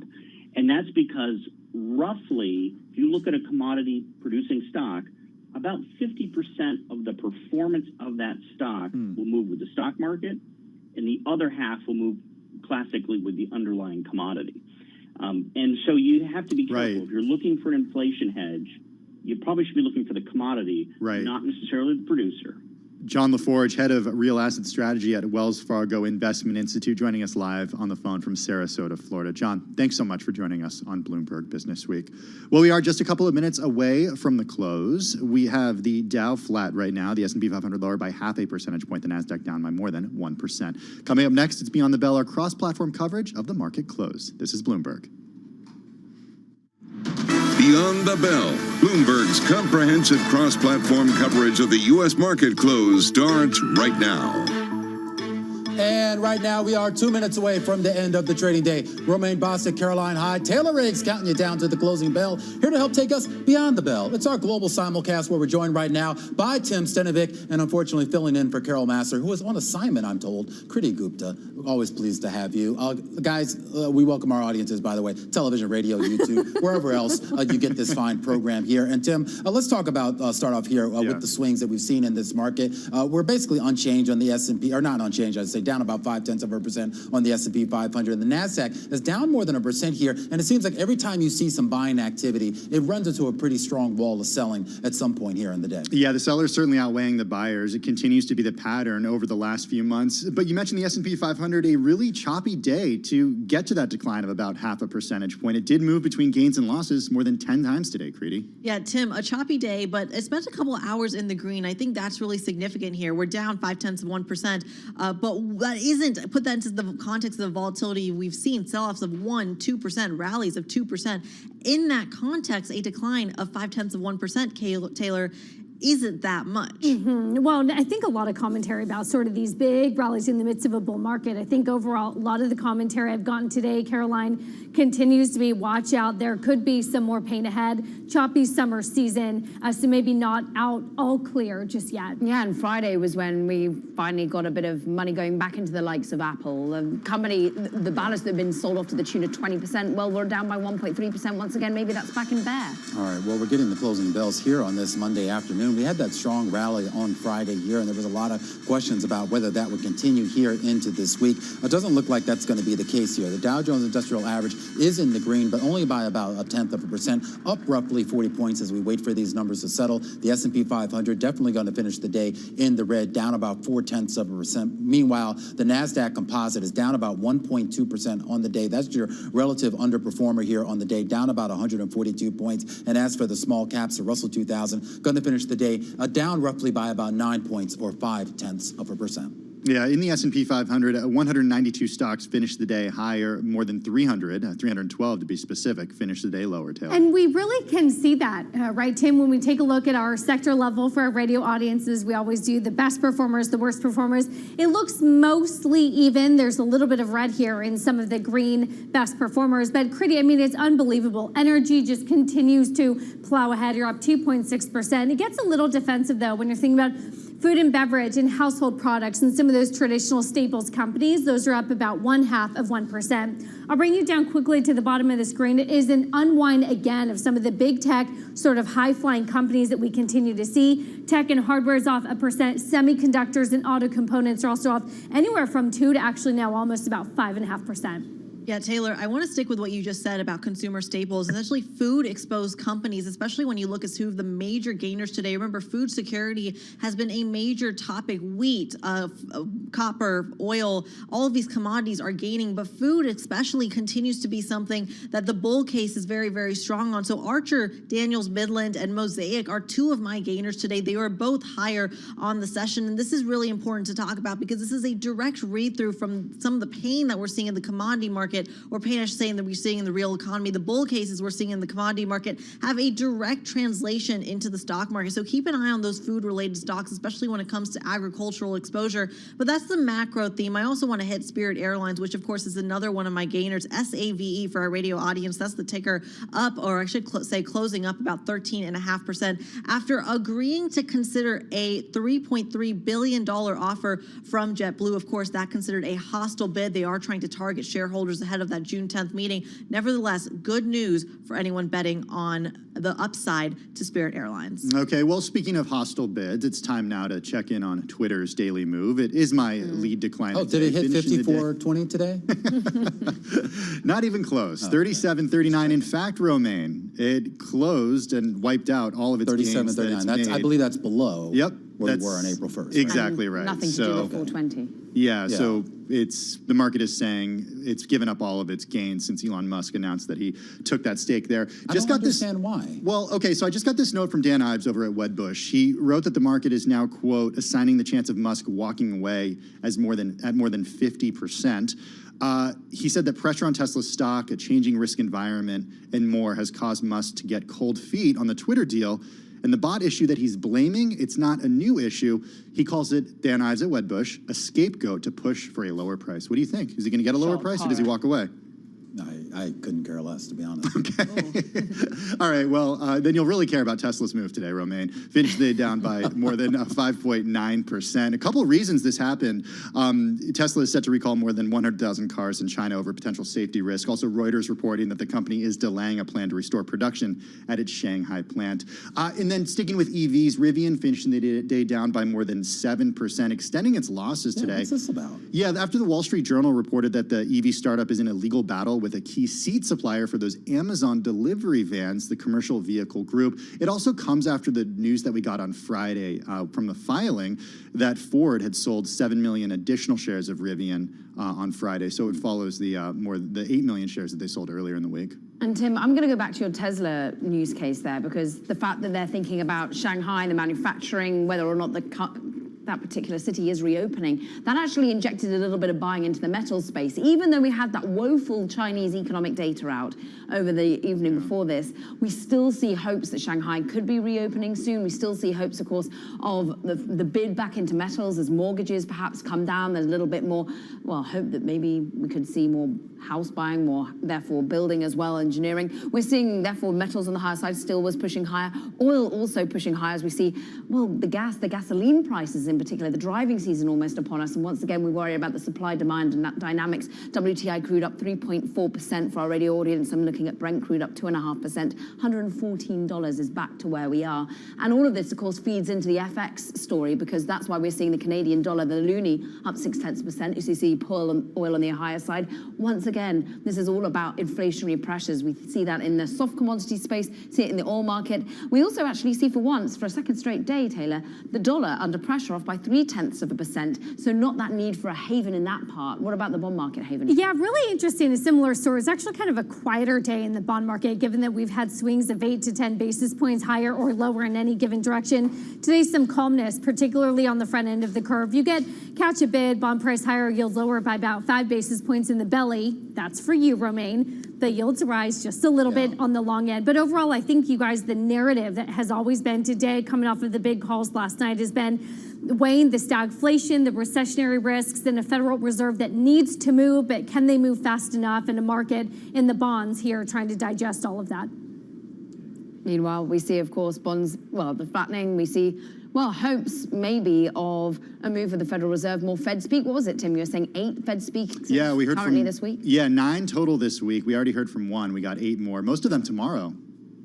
Well, you know, it's interesting if we're even going to hear anything new. I was talking to a source earlier, and they said, well, why are we even giving so much hype to these next FOMC meetings when 50 basis points is pretty much baked into the market? Is 75 basis points even taken seriously, Romaine? Yeah, well, no, it is taken seriously in the market. And I think, look, I mean, this is really the Fed kind of chasing the data at this stage here. So if they believe 50 is what it's going to be, well, let's wait till we get a few more of these economic reports, and we'll see how they feel when they head into that meeting next month. But I think at the end of the day, the big debate right now in the market isn't so much now about specifically Fed policy. It really is about the trajectory of the economy and the belief that the Fed, whatever they do right now, is still sort of chasing the narrative.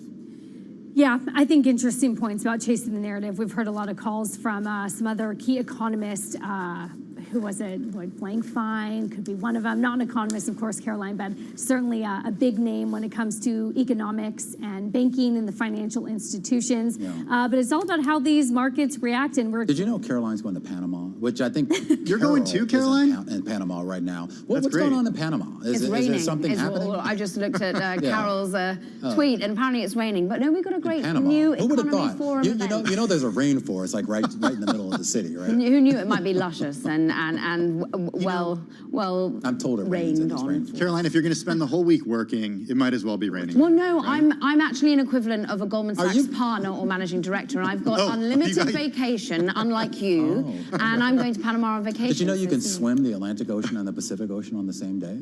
You should cross that off your bucket list. I will. Just I will swim add right it through to the my Panama bucket Canal. list and then cross it off for you. Thank you. And I will not bring any of you Panama hats back because apparently they're not made from that. Yeah, they're made in Ecuador. You know, for some reason, they're telling me it's time to go. I don't know why. I have no idea. I was just starting to have Yeah, fun. that's so weird. I was just warming up to you, Tim. Hey, we got all day tomorrow. Don't worry. That is going to do it for our cross-platform coverage of the market close here on Bloomberg TV, radio, and YouTube. We'll be back tomorrow at the same time, same place.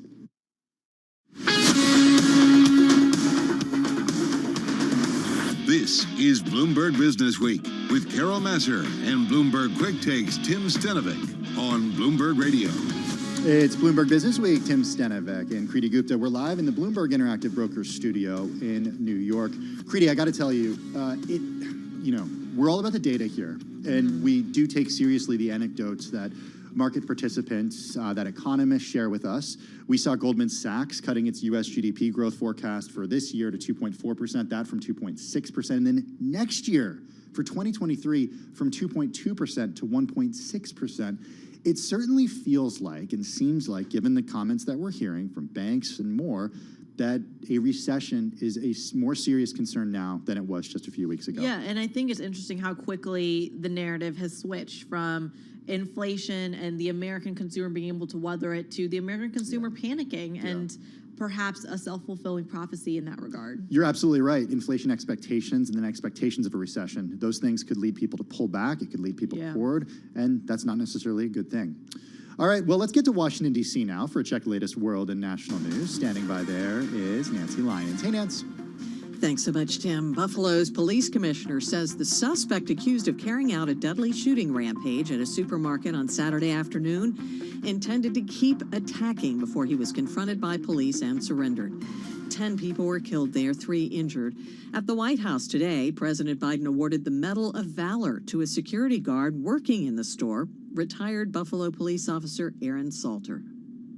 Who gave his life trying to save others when a gunman shot and killed 10 innocent people in a grocery store in Buffalo on Saturday. He actually was able to shoot the assailant twice. Biden honored a total of 15 public safety officers with the Medal of Valor, which is the highest award a president can award them. The Biden administration is out with a housing supply action plan meant to help create thousands of affordable housing units in the next 3 years. Bloomberg's Amy Morris reports. The administration is establishing new incentives for jurisdictions to reform their housing and land use policies by giving them higher scores when they apply for federal grants. The White House wants it to be easier to reuse federal property as housing for the homeless, and the Department of Housing and Urban Development will try to resolve inconsistencies with local housing codes by issuing waivers or updating the code. The administration wants to finalize regulations in the low-income housing tax credit program by this fall. In Washington, I'm Amy Morris, Bloomberg Radio. Some good news concerning supplies of baby formula. The White House says a plant that was shut down due to quality concerns should be back up soon. The Abbott plant's closure is a key reason for the shortage of formula. Global news 24 hours a day, on air and on Bloomberg Quick Take, powered by more than 2,700 journalists and analysts in more than 120 countries. I'm Nancy Lyons.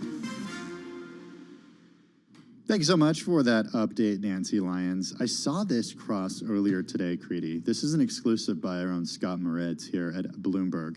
Verizon planning its first price hike in 2 years as inflation takes a bite. This story is sending Verizon shares higher when it crossed by as much as 1.1% to session highs earlier in the day. What does it mean for investors? Well, it's was welcomed by the investment community. What does it mean for customers, though? Well, if you're a customer of Verizon, you'll see an increase of $1.35 per month and up to $2.20 per month for businesses. You know, this is fascinating to me because we talk all the time about margins and whether or not some of these companies can actually pass on the cost to consumers.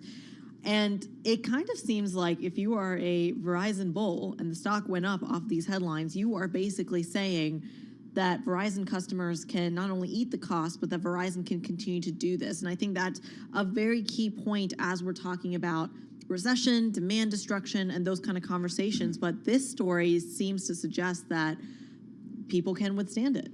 Okay, I'm just doing some Googling here because I remember in my old age of covering the Fed at this point, I remember years ago, Janet Yellen, when she was chair of the Federal Reserve, before she was Treasury Secretary, she said that, and this is a sign of the times, this is back in 2017, wireless plans help keep inflation low. Interesting. And here's what she was nodding to. She was saying that the competition in the space, the fierce competition for customers, was keeping rates low. So you've actually seen in recent years a deflationary element here. And think about how much cheaper wireless plans have gotten in recent years. So yes, this is something that's not necessarily great for customers, and it is a company passing along costs. Yeah. But I would say that customers are at a much better place than they were at years ago when it comes to how much they're paying to use their phones. Yeah, that's actually a really good point. I never thought that. I wonder if that applies to things like groceries as well. No. I'm only talking about. I know, but it could, right? Yeah. It has the potential to. Not right now. This is Bloomberg Radio.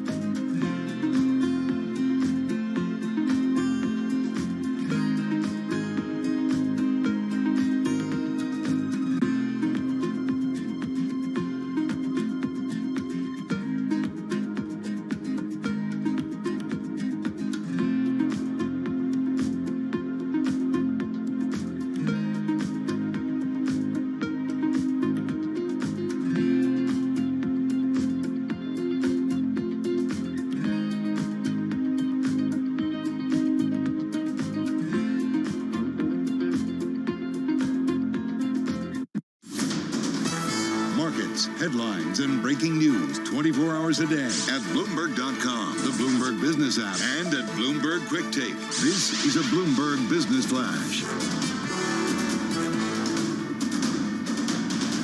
From Bloomberg World Headquarters, I'm Charlie Pellet. Take-Two Interactive Software is out with a forecast for the current quarter that is well short of analyst estimates, falling victim to a video game industry slump that has hammered sales this year.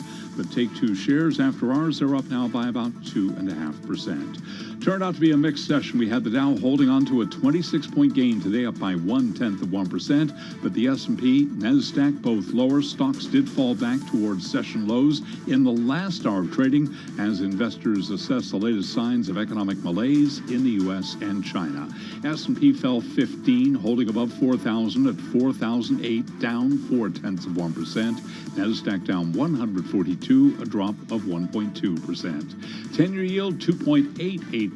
Spot gold up $12 the ounce to $18.24, up by 0.7%. Dow Industrials up, West Texas Intermediate crude up 3.2%, 114.02 a barrel.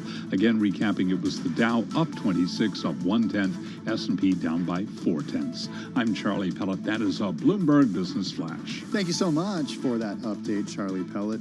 Well, Kriti Gupta, this weekend I was taking my son for a bike ride at a playground. It's right across from the Tesla showroom here in Brooklyn. And there was this sandwich board outside the Tesla showroom, and I believe it was handwritten, and it said, "This is not a place to charge your Tesla." And I thought to myself, interesting. People must be driving their Teslas here thinking that they can get some juice. Well, someone who knows something about juice is Mark Hawkinson, president of the Technical Solutions Group at ABM Industries, joining us on the phone from California. ABM Industries, it's a $3 billion company.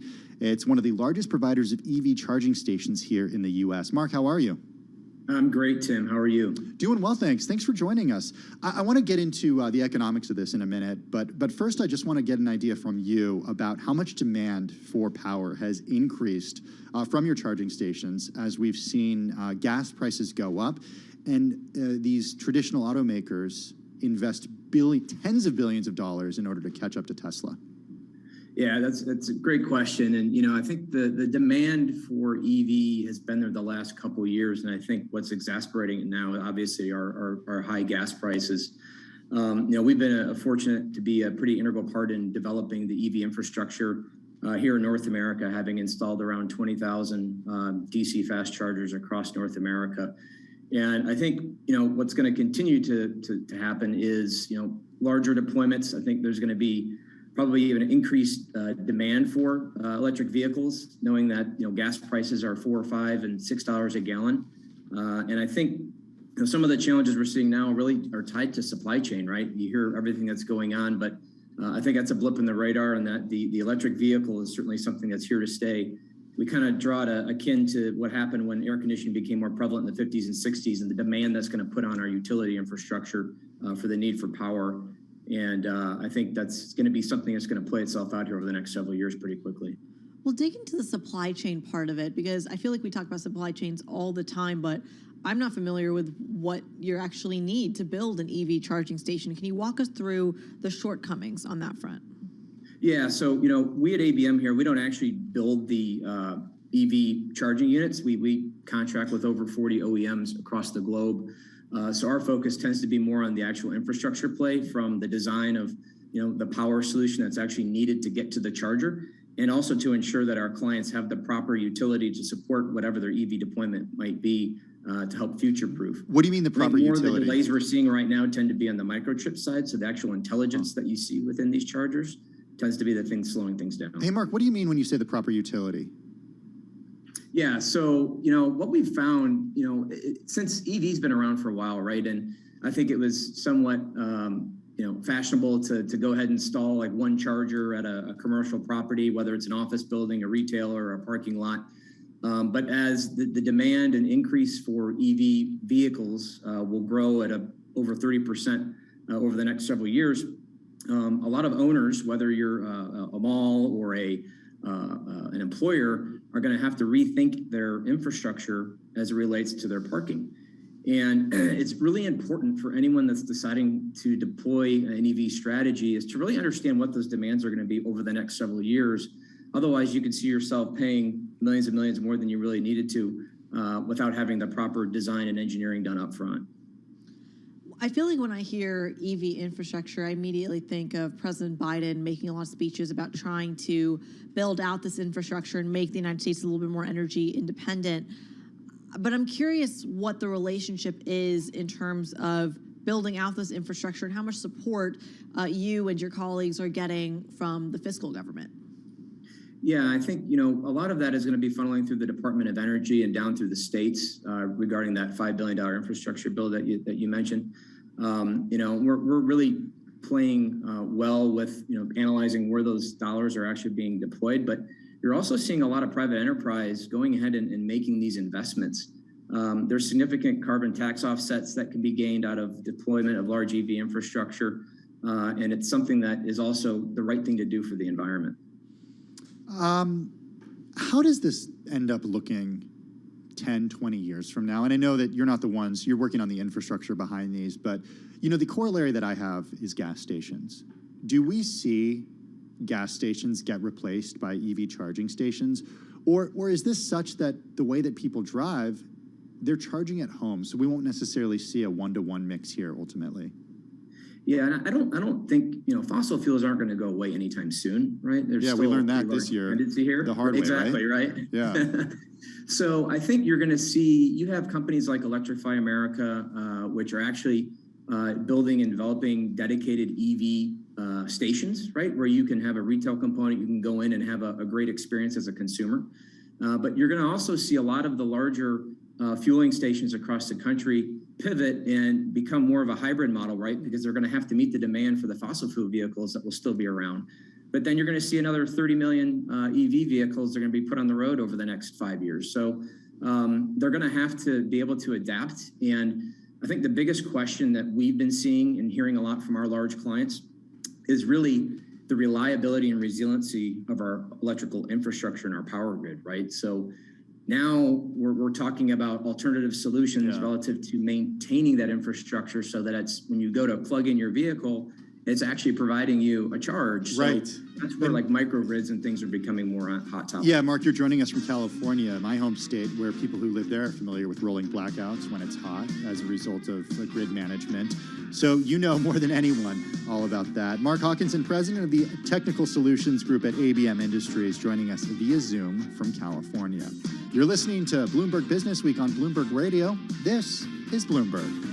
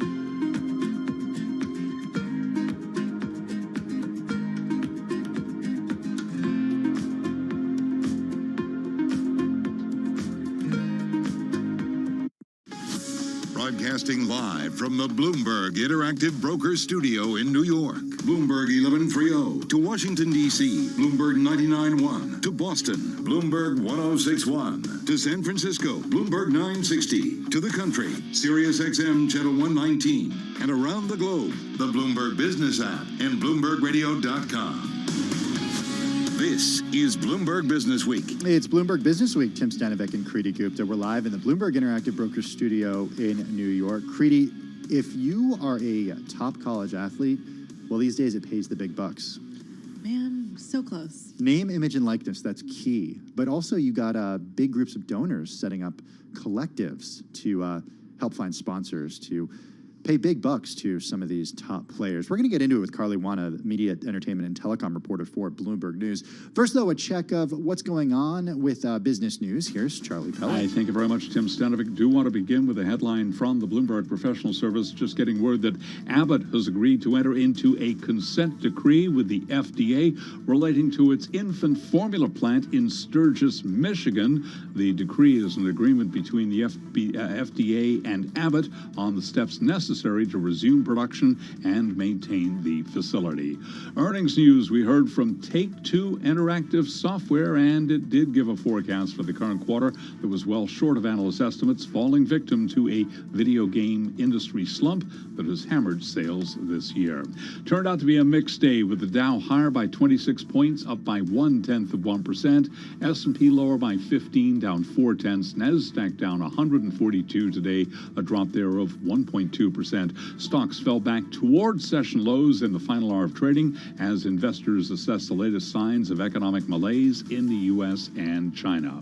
Well, as for the interest rate backdrop in the United States and what's ahead for the Federal Reserve, Amanda Lynham is global credit strategist at Goldman Sachs.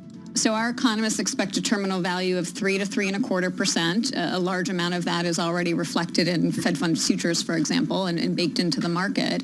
I think there's a lot of room to go for financial conditions to tighten and really for the Fed to deliver on the hikes that are already priced in to the market.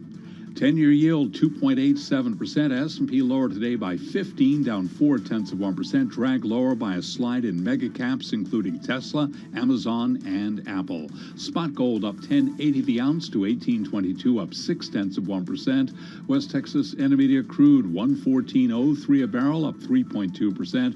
Brent 114.25, up by 2.4%. So again, recapping, mixed day on Wall Street. The Dow higher by 0.1%. S&P down 0.4, NASDAQ down 1.2%. And that's Bloomberg Business Flash. Thank you so much for that update, Charlie Pellet. Well, wealthy college sports fans across the U.S. are racing to set up organizations that can channel money to student athletes. This coming in the wake of a Supreme Court ruling last year that lets amateur players receive compensation. So writes Carly Wana, media, entertainment, and telecom reporter for Bloomberg News. She's with us once again in the Bloomberg Interactive Brokers Studio. You might recognize Carly's name because she's written a lot about so-called name, image, and likeness, and joined us on our air to talk about the way that compensating college sports and college athletes, has changed just in recent months. Carly, how are you? I'm doing good. How about y'all? We're good. We're good. So I read this story and I think boosters. So we'll explain what a collective is. How is that different from a booster? Okay, so collectives are basically funds that are being used to channel money towards student athletes to help them capitalize on their name, image, and likenesses. And you're right, oftentimes it is used in the context of a lot of big donors to schools and alumni who are setting up these funds as a different way to be able to oftentimes help out their alma maters, to help them get money towards the players after this Supreme Court ruling changed the landscape. Okay, so how are collectives actually able to compensate these top athletes? Because name, image, and likeness, as you've written about, means that a college athlete gets paid by, Olive Garden or, some car dealership for posting an Instagram. Yeah. And it's very careful because there is no pay for play. That is still not allowed. So these collectives are still operating under very particular rules such that the players have to do something in exchange for the money that they're being compensated for. I mean, they have to provide a service. That can still mean, promoting a local business or even a charity. Some of them are taking that kind of lens on social media. Some of them are doing autograph signings. So the fund will host some sort of signing event with fans or maybe even just people who subscribe to the collective itself. And that's one of the ways that they raise money. So it's very delicate and it's fuzzy. There's some gray ground, and the NCAA is, noting that as well. Talk to us about some of the amounts that are coming. Put this into perspective in terms of the dollar amount. Yes, so it's all very new. Some of the collectives are a little bit more quiet about it than others, but there have been reports of a deal that offered one player, top recruit, $8 million. There is talk of another collective that has kind of guaranteed certain players $50,000. And again, they're all operating under these contexts where you have to do certain things, but that has raised some flags. I mean, I'm not saying these particular collectives, but there are questions around, just the amount of money and how much that can factor in for an 18-year-old who's, maybe picking what college to go to or if they want to transfer. Well, what's the line here? Because name, image, and likeness, the Supreme Court said that that's okay.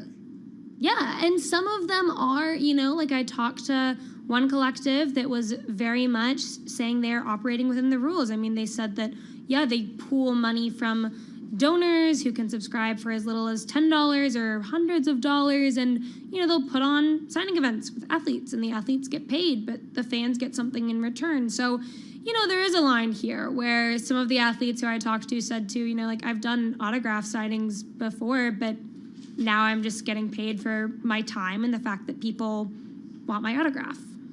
So have they gotten in trouble for any of this, or have kind of gotten to any gray areas? Yeah, so it's new enough that there haven't been any forceful coming down on anything. However, last week the NCAA did say that they were issuing quote unquote new guidance around these rules. A lot of experts in the area though said that, these aren't new guidelines. Everybody knows that boosters can't be involved in the recruitment process. It was kind of just more of a reminder of what we knew and kind of saying more forcefully that they will start investigating people, whether retroactively or in the future. Headline crossing the Bloomberg terminal right now. JP Morgan and Goldman are beginning to offer their offering of $750 million in that Peloton loan. Carly, we only have 30 seconds left with you. How is it going with name, image, and likeness?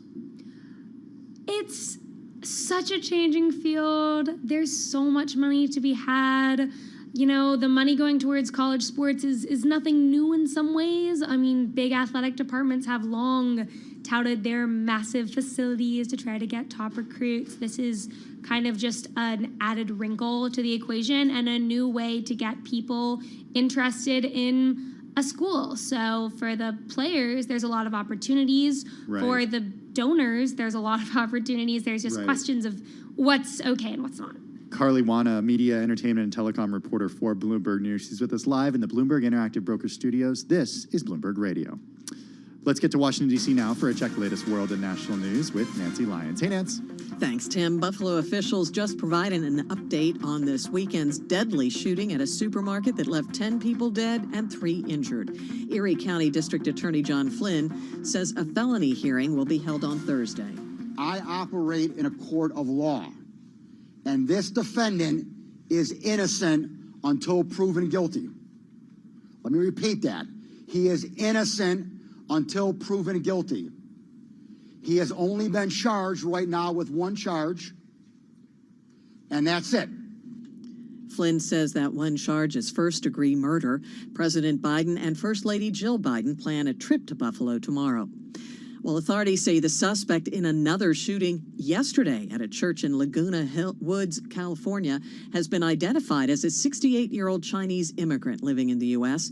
Orange County Sheriff Don Barnes says David Cho is alleged to have driven from his home in Los Angeles to the church and then opened fire.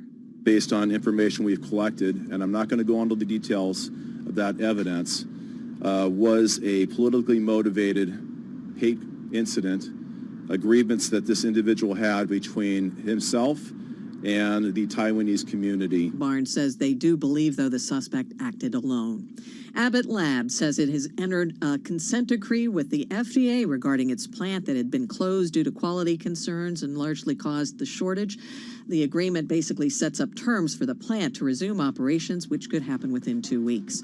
Global news 24 hours a day, on air and on Bloomberg Quick Take, powered by more than 2,700 journalists and analysts in more than 120 countries. Thank you so much for that update, Nancy Lyons, Tim Stenivek, and Katie Greifeld. Excuse me, Tim Stenivek and Kriti Gupta live in the Bloomberg Interactive Brokers studio. Katie's joining me on Wednesday, Thursday, and Friday of this week. You are joining me tomorrow again. I am, and it's been a fun show, I have to say. But I feel like it's been a while. I haven't done this for a while with you. You haven't done this for a while. My schedule has been skewed to the morning, folks. No, I think you did this a month ago. Did I? I think so. In my notes, or maybe it was April or March. I don't know. It's all time warped. It is, especially because you're working really long days now. Where can people catch you on Bloomberg TV? All day long, All day apparently. Listen, I do a lot in the mornings. I think Chart of the Day is my favorite, honestly. We used to do it here at 3:30, but just, because our producers took pity on me and my schedule. Well, you're getting in early. Anyone who watches early. Surveillance in the Morning knows that because they see you with Tom Keene and the crew early Tune in the morning. 7:45 a.m. New York time. Well, let's talk a little bit about Disney and the latest there. Among the most read on the Bloomberg terminal this afternoon is a story about Florida Governor Ron DeSantis. He did say today that control of Walt Disney's special government district would likely go to the state and not local governments if it's dissolved next year. Here's what he said. Quote, after seeing them threatening to raise taxes on their citizens, we are not going to be in a situation where we're just going to be giving them locally control, he said during a press briefing. More likely is that the state will simply assume control and make sure that we're able to impose the laws and make sure we're collecting the taxes. You know what's so interesting to me about this story is Disney has had a very long history with kind of having the federal government on their side, not necessarily the state government. If you actually look at their copyright, for example, they've been lobbying the federal government to extend their copyright laws for so long because Steamboat Willie, Mickey Mouse, Snow White are so close to being in the public domain. I did not know that. Yeah, fun fact. This is my media studies education. The one thing I learned from that degree. And their next expiry is 2024, so keep an eye on that. Well, the plot thickens. The story continues. Check out the latest on the Bloomberg terminal and, of course, at Bloomberg.com. You're listening to Bloomberg Business Week on Bloomberg Radio, and this is Bloomberg.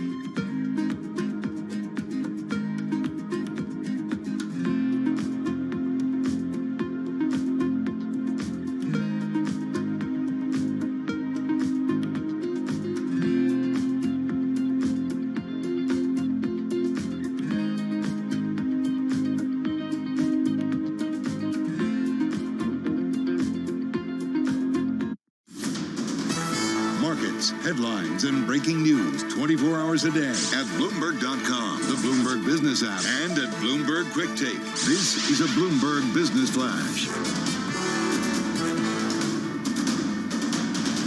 From Bloomberg World Headquarters, I'm Charlie Pellet repeating our earlier headline. JP Morgan Chase, Goldman Sachs are beginning the offering of a $750 million Peloton loan. Turned out to be a mixed Monday. NASDAQ continued its slump. S&P also moving lower today, down 15 points, drop there of 0.4%. Dow Industrials, though, held on to a gain of just 26 points, up 0.1%, well off session highs, but still an update for the Dow. So to be clear, both the S&P, NASDAQ 100 index all moved lower today. Russell 2000 spent part of the day in the green. It too fell today by 0.5%. Stocks moved back towards session lows in the final hour of trading as investors assess the latest signs of economic malaise in the U.S. and China. 10-year yield 2.88%. Spot gold up $12 the ounce to $18.24, up 0.7%. West Texas Intermediate crude oil 114.03 a barrel, up 3.2%. Brent 114.15, higher by 2.3%. I'm Charlie Pellet. That is a Bloomberg Business Flash. Thank you so much for that update, Charlie Pellet. Well, if you've been paying any attention, then you understand the dire shortage of baby formula in this country. White House officials are working to provide government transportation and logistics support to infant formula makers. This as President Joe Biden seeks to address a national shortage of the vital products that's left shelves empty and parents frustrated. Joining us now is somebody who knows quite a bit about the industry. Laura Modi is the co-founder and CEO of Bobby. It's a baby formula that's organic, it's female-founded, and mom-led here in the United States. Laura, good to have you with us. I want to just get an idea from you about demand that you're seeing right now, because there's a note on your website when you go to it that says we're temporarily at capacity for new customers. When did you have to tell people that you can't take on new customers? Look, it breaks my heart to have to be in a position where we can't accept anyone new into the family, but the recall happened. The Abbott recall happened in late February, and we saw unprecedented growth following that. The first week of the recall, our customer count doubled, and it didn't stop. Wow. We were absorbing the shock of a large player unable to serve customers. And it was about 3 weeks ago, I'm staring at supply versus demand and saying, we need to make a tough decision here. And in hindsight, it was actually one of the easiest to prioritize serving our current subscribers versus growing the business. So what do the issues look like in terms of what are you trying to tackle to increase capacity? Look, this isn't like any other industry. Infant formula is an essential good. I mean, we're continuing to hear about the safety and quality requirements of infant formula. And speaking out about the careful dance that we need to have between safety and speed is very critical. You can't just ramp up capacity at the flick of a switch. It takes many years. So we need to look at solution in two different ways. What are we doing in the immediate to get out of the crisis? And then what are we doing in the long haul to make sure that we're getting more production capacity online in the country to be able to serve babies?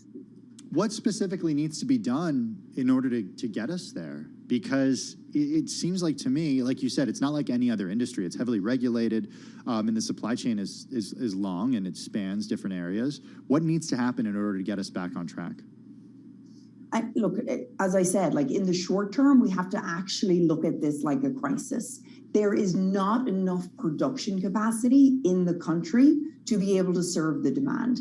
And what the White House is doing and the FDA stepping in to create more flexibilities to allow formula from overseas, I mean, that really is the solution to get out of today's crisis.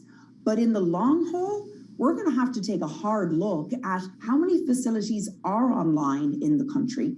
And what is the scenario if another one of those formula companies goes down? Are we prepared to feed babies? So we need more production. So what would you ask, say, if you were talking to President Biden right now, what would you ask for to make that process faster, more expedient, and safer? Get more funding and resources into the FDA as soon as possible. I mean, we're seeing kind of the numbers of people that are supporting the infant formula team, and it needs to be far greater than 9 people.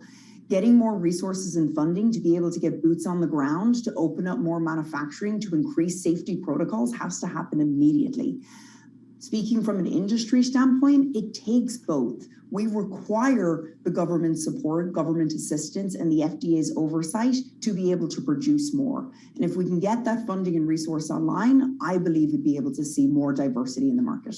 I'm looking at the ingredients in Bobby infant formula, Laura, and there are literally dozens of them. Which ones are the hardest to get right now? Great question. I mean, look, the recall is on the back of an already constrained supply chain, and we were already dealing with questions around, can we get certain oils? And, deep in the news right now, you're seeing constraints around getting sunflower oil. Palm oil, which we don't use, is another ingredient that's having some issues. So I do think following this one issue we're seeing, the industry has to take a hard look at other dependencies, including bottlenecks for single ingredients being used, and question, if we can't find that ingredient, then what are we using in replace of it so that we're not in this again? So I guess that brings me to the next question, which is, are there substitutes available for some of these ingredients that are hard to find or are getting pricier? And you mentioned the several types of oil. That seems to be a direct effect from the war in Ukraine getting out. So I'm wondering, do you have substitutes lined up? There is substitutes, but I don't think operationally as an industry, we are ready to flip it over very quickly. And if this recall has taught us anything, is that we need to be prepared. So while there's solutions in place, are those solutions ready to go immediately? No. And I think as an industry, we need to get ahead of it now. Laura, when are you going to be able to take more customers at Bobby? We're hoping later into the summer. I will say, with the uncertainty ahead, we are making no promises and giving as much peace of mind to our current subscribers, which, coming at this as a mom first and foremost, if your baby is on a product, on a brand, you want to go to bed at night knowing that you're going to continue to be able to get that. So until we see this clear up, we're going to keep just serving our current subscribers. As we've learned, and for people who haven't covered the industry very closely, I mean, I certainly learned this in recent weeks, that the baby formula industry is controlled by a number of massive players. Where do you fit in at Bobby? Yeah, and look, there's no surprise here. The shortage we're seeing is inextricably tied to the fact that 2 players dominate the market. When 2 players dominate the market, it essentially means that as a country, we have become dependent on them. And again, we're talking about a product that 75% of babies before 6 months of age rely on. This is not like toilet paper or any other product. It is an essential good. It is a product that we have to turn to. Bobby, I mean, really, my dream is to break into this market to be able to support parents with another option. What we've been unprepared for only 18 months into launching the business is absorbing the shock of a major player not being able to serve the market. Talk to us very quickly, 30 seconds, about pricing power here. You talked about the ingredients you aren't able to get. Are you passing on any of those costs to your customers? We haven't gotten there yet, but I will say inflation is something that no industry right now can shy away from. It's the greatest that we've seen in decades, and we're continuing to see it rise. The balance that we have for a product like the infant formula is that we want to continue to provide a high quality product, but we are seeing costs increase. So really within the next few months, we're going to take a hard look at our raw ingredients and question, what is the impact on the end product?